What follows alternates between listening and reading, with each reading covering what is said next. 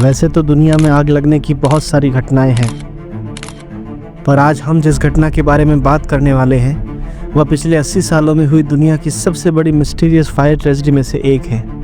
यह घटना अमेरिका के वेस्ट वर्जीनिया में रहने वाली एक मिडिल क्लास इटालियन फैमिली के बारे में है, जिनके घर में लगी आग ने एक रात में पूरी फैमिली को तहस नहस करके रख दिया, साथ ही उन्हें दुनिया की सबसे बड़ी मिस्ट्रीज में से एक का हिस्सा बना दिया।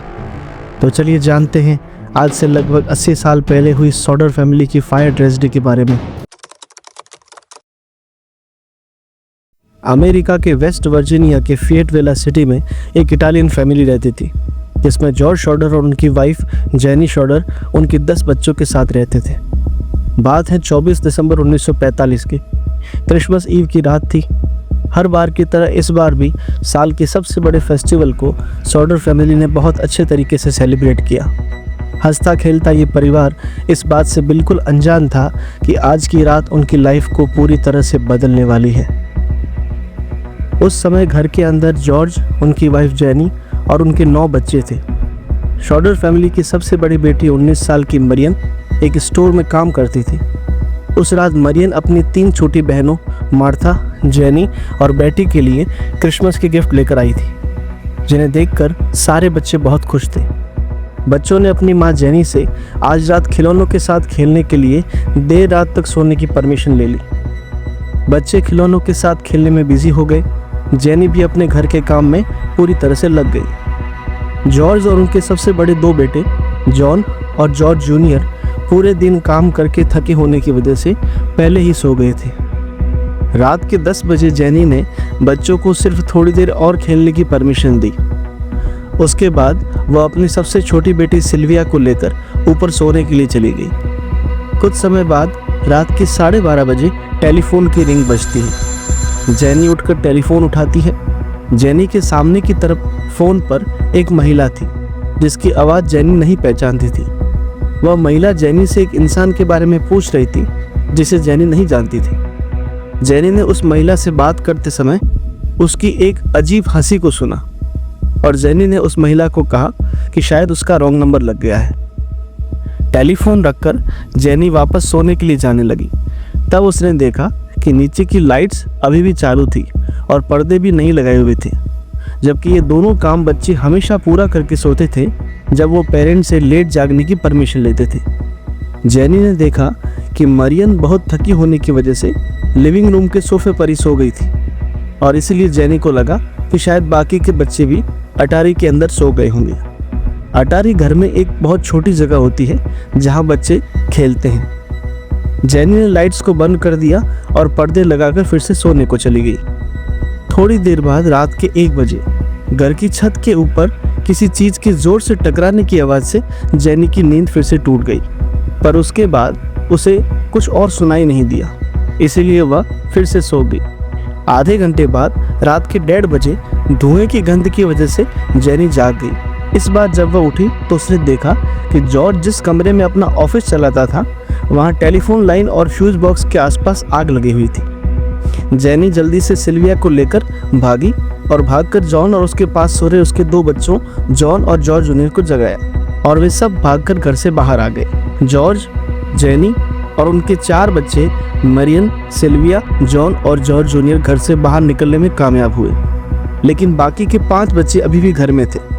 जॉर्ज और जेनी ने बच्चों को ऊपर की मंजिल की ओर बहुत बार चिल्लाकर बुलाया, लेकिन उनका कोई जवाब नहीं मिला। वे ऊपर नहीं जा सकते थे क्योंकि सीढ़ियां पहले ही आग की वजह से जल चुकी थी।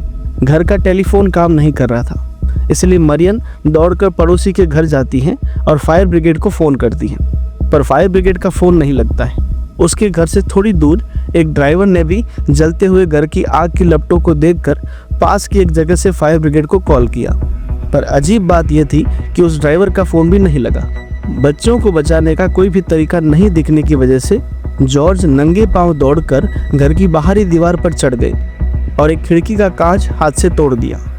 उससे उनका एक हाथ कट गया, पर धुएं की वजह से जॉर्ज घर के अंदर कुछ नहीं देख पा रहे थे। फिर जॉर्ज और उनके बच्चों ने अपने घर के पास रखी लकड़ी की सीढ़ी से अटारी पर जाने की कोशिश की, पर हैरान करने वाली बात यह थी कि लकड़ी की सीढ़ी जो रोज घर के पास रखी होती थी, वह सीढ़ी आज अपनी जगह पर नहीं थी।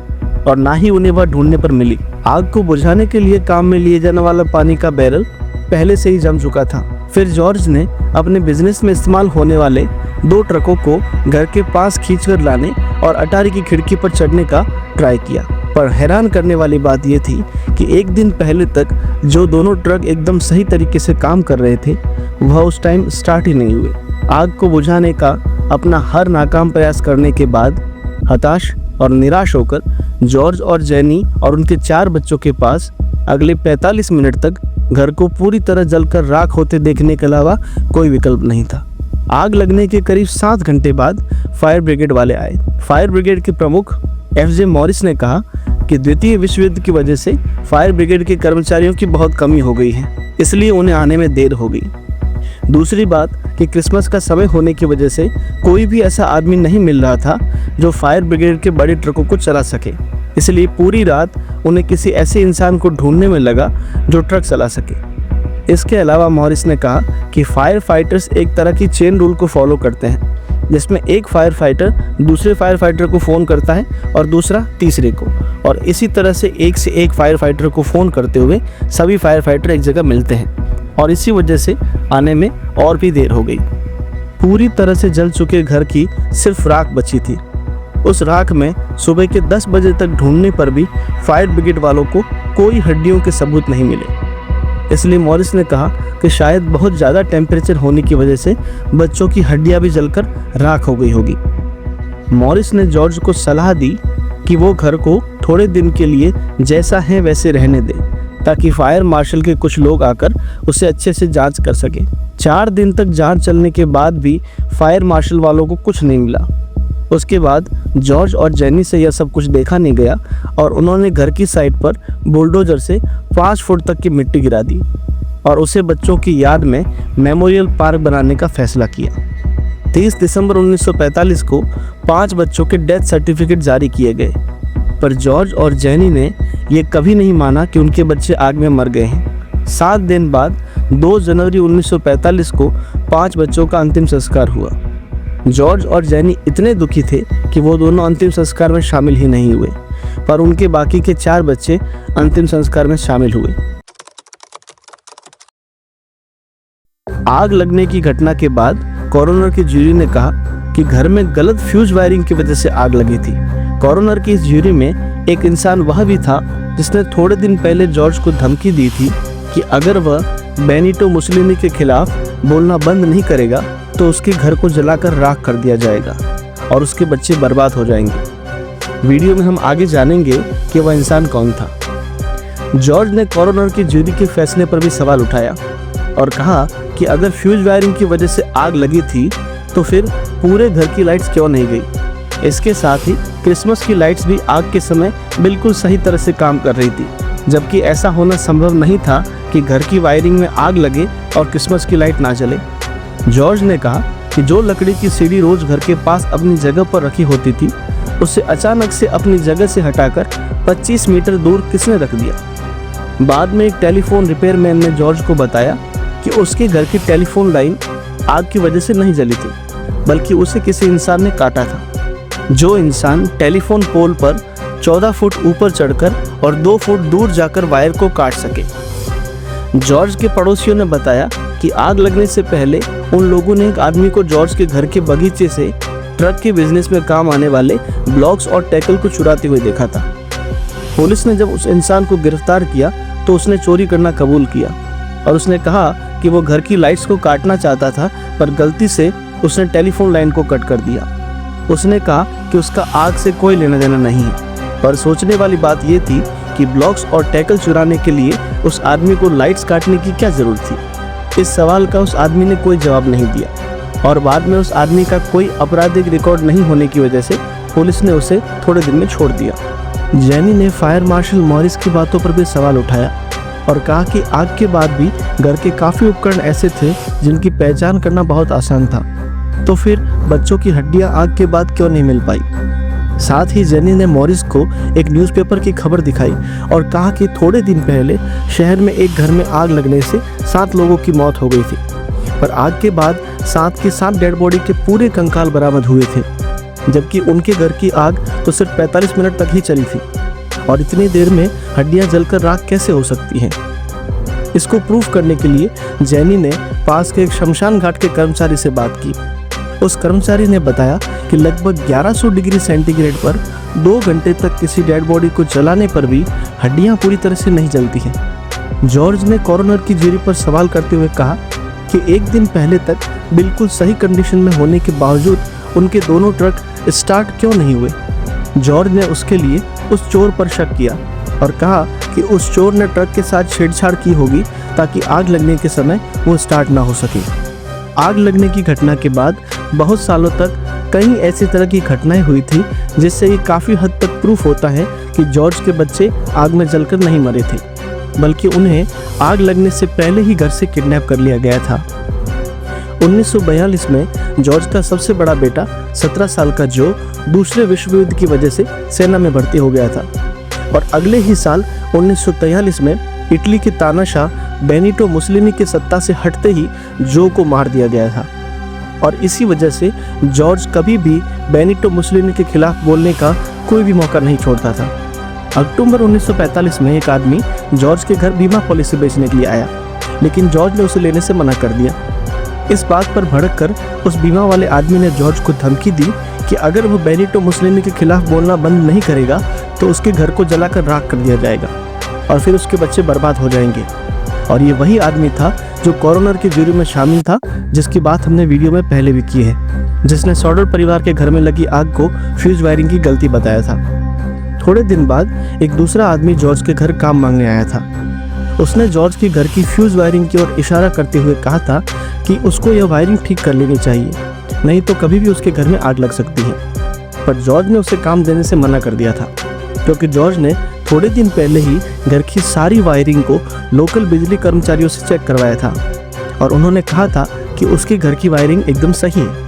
1946 में जॉर्ज और जेनी को कुछ ऐसी ही घटनाएं देखने को मिली जिससे उन्हें पूरा विश्वास हो गया था कि उनके बच्चे कहीं ना कहीं जिंदा है और साथ ही उन्हें यह भी विश्वास हो गया था कि उनके घर में आग जानबूझकर लगाई गई थी। और इसी वजह से जब क्रिसमस के बाद बर्फ पिघली तो उनकी सबसे छोटी बेटी सिल्विया को घर के पीछे एक हरे रंग की बॉल जैसी चीज़ मिली, जिसे देखकर जॉर्ज ने बताया कि यह युद्ध में काम आने वाला एक हैंड ग्रेनेड था।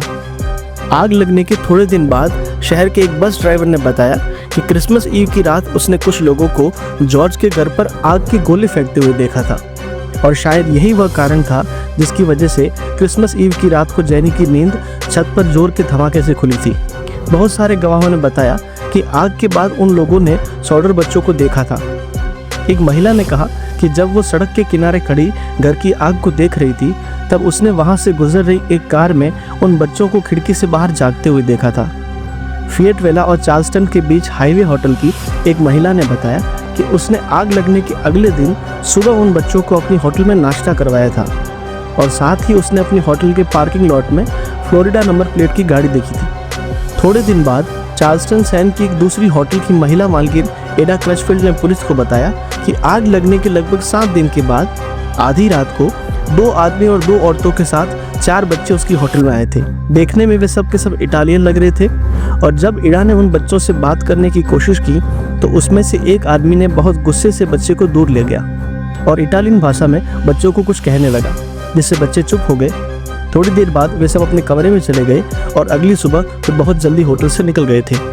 क्रिसमस के कुछ दिन पहले जॉर्ज के बड़े बेटों ने शहर में एक कार को बार बार देखा था जिसमें बैठे लोग सॉडर बच्चों को स्कूल से आते जाते देख रहे थे। एक बार जॉर्ज ने न्यूयॉर्क शहर के एक न्यूज़पेपर में युवा बैले डांसर्स की ग्रुप फोटो देखी, जिसमें उसने एक अपनी लापता बच्ची बेटी की तरह दिखने वाली बच्ची को देखा। जॉर्ज बच्ची की स्कूल तक गए, जहां उसने बच्चे से मिलने की बहुत कोशिश की, पर स्कूल वालों ने उसे बच्ची से नहीं मिलने दिया। जॉर्ज ने FBI को इस मामले में रुचि लेने के लिए प्रेरित किया, जिसे वह किडनैपिंग मानता था, लेकिन FBI के निदेशक जे एडगर यूवर ने व्यक्तिगत रूप से उनके पत्रों का जवाब दिया और कहा कि वह मदद करना चाहते हैं, लेकिन संबंधित मामला लोकल इन्वेस्टिगेशन का है और यह FBI के जांच एरिया के बाहर आता है। उन्होंने कहा कि अगर लोकल अधिकारियों ने FBI को सहायता के लिए अनुरोध किया तो वह निश्चित रूप से एजेंटों को भेजकर मामले की जांच करने के लिए कहेंगे, लेकिन फेटवेला पुलिस और फायर ब्रिगेड ने ऐसा करने से साफ इनकार कर दिया। मामले को सुलझाने के आधिकारिक प्रयासों के खत्म होने के बाद सॉडर परिवार ने उम्मीद नहीं छोड़ी। उन्होंने बच्चों की तस्वीरों के साथ पर्चे छपवाए, जिसमें बच्चों में से किसी भी एक के मिलने के मामले को सुलझाने वाली जानकारी के लिए $5000 का इनाम रखा, जिसे जल्द ही दुगना करने का वादा किया। और उसी जानकारी के साथ 1952 में उन्होंने अपनी घर की साइड पर एक बिलबोर्ड लगाया, ताकि वहां से आते जाते लोग उसे देख सके और ध्यान में रख सके। 1967 में जॉर्ज एक और सुराग की जांच के लिए यूटन इलाके में गए। वहां एक महिला ने उस परिवार को खत लिखा था, जिसमें उसने कहा था कि जॉर्ज के एक बेटे लुइस ने एक रात पहले बहुत ज़्यादा शराब पीने की वजह से अपनी असली पहचान प्रकट की थी। उसे विश्वास था कि मॉरिस और लुइस दोनों टेक्सास में कहीं रहते थे। हालांकि जॉर्ज और उनके दामाद ग्रोवर उनसे बात करने में असमर्थ थे और वहां की पुलिस ने उन दोनों को खोजने की बहुत कोशिश की, पर वह उन्हें नहीं मिले। 1969 में जॉर्ज की डेथ हो गई, जिसके बाद जेनी ने अपनी बाकी की ज़िंदगी शोक मनाते हुए काले कपड़े पहनकर बिताई और उसने अपनी बाकी की ज़िंदगी बच्चों के मेमोरियल गार्डन की देखभाल करने में बिताई। 1989 में जेनी की भी मृत्यु हो गई। परिवार ने आखिरकार मौसम से प्रभावित और घिसे पीटे बिलबोर्ड को हटा दिया, लेकिन उसके बाद भी जो बच्चे जीवित बच गए थे, उन्होंने अपनी पूरी लाइफ अपने भाई बहनों को खोजने में लगाई। परिवार की आखिरी सबसे छोटी बेटी सिल्विया की मौत 2021 में हो गई। 80 साल बाद भी आज तक इस बात का पूरी तरह से कोई पता नहीं चल पाया है कि आखिर सॉडर फैमिली के वो 5 बच्चे कहाँ गए और उन बच्चों का क्या हुआ। ऐसी ही मिस्टीरियस घटनाएं सुनने के लिए बने रहें आपके अपने YouTube चैनल बियॉन्ड मिस्ट्रीज पर।